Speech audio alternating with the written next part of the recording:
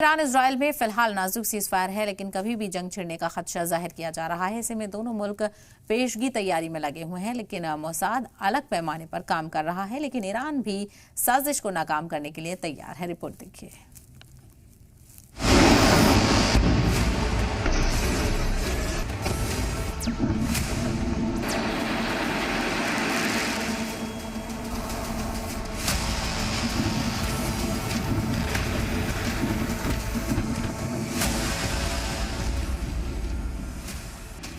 12 जून को इजराइल ने ईरान पर हमला बोला था। करीब 12 दिनों तक चली दोनों मुल्क के बीच तबाहकुन जंग पर दुनिया की नजर थी। ईरान ने इजराइल को धूल चटा दी। ऐसे हमले किए पूरे इजराइल में तबाही का मंजर देखने को मिला। साथ में ये भी बता दिया कि हमसे पंगा लेने का मतलब क्या होता है। अमेरिका की पनाह लेनी पड़ती है और अमेरिका को सीजफायर कराना पड़ता है। फिलहाल दोनों मुल्क में नाजुक सीजफायर है, लेकिन इस जंग में मोसाद बैकफुट पर नजर आया। बड़ा नाम सुना जाता था, लेकिन ईरान के हमले ने मोसाद को समझा दिया कि ईरान से पंगा लेना आसान नहीं है। कहा जा रहा है कि फिर मोसाद ईरान में एक्टिव हो गया है, लेकिन ईरान को मालूम है कि मोसाद का तोड़ कैसे किया जाए। उसने पहले ही कई जासूसों को अपना अंजाम तक पहुंचा दिया है और ईरान के मुताबिक दीगर जासूसों की तलाश जारी है। धीरे धीरे उन्हें भी अंजाम तक पहुंचाया जाएगा। ईरान के सुप्रीम लीडर आयतुल्लाह खामेनी के करीबी अली ताइब की पुरस्कार हालातों में मौत हुई है। इस हवाले से ईरान जांच में जुटा है।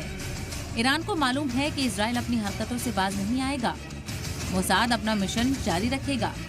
ये अलग बात है कि सीजफायर हो गया है, लेकिन वो खुफिया तौर पर जंग जारी रखने की कोशिश करेगा। ऐसे में ईरान भी तैयार है और अपने इंटेलिजेंस को सुधारने में लगा है। मोसाद का सामना ऐसे वैसे से नहीं है, ईरान से है। उसे मालूम होना चाहिए कि उसका सामना IRGC से है। उससे मुकाबला आसान नहीं होगा। ईरान ने पहले ही कह दिया है कि उसने इजराइल पर जो हमला किया था वो बस ट्रेलर था। ऐसे में ईरान की ताकत का अंदाजा लगाना आसान नहीं है। जहां तक बात जंग की है तो हर मुल्क हिकमत अमली बनाता है, अपनी स्ट्रैटेजी पर काम करता है। दोनों मुल्क अपने अपने तौर पर तैयारी कर रहे हैं। दोनों को मालूम है कि जंग तबाही लेकर आती है। ऐसे में लड़ना आसान नहीं है। एक दूसरे के टॉप लीडरान निशाने पर होते हैं। ईरान के हमले में मोसाद का हेडक्वार्टर तबाह हुआ था। वहीं इजराइल के हमले में ईरान के टॉप लीडरान की मौत हुई थी।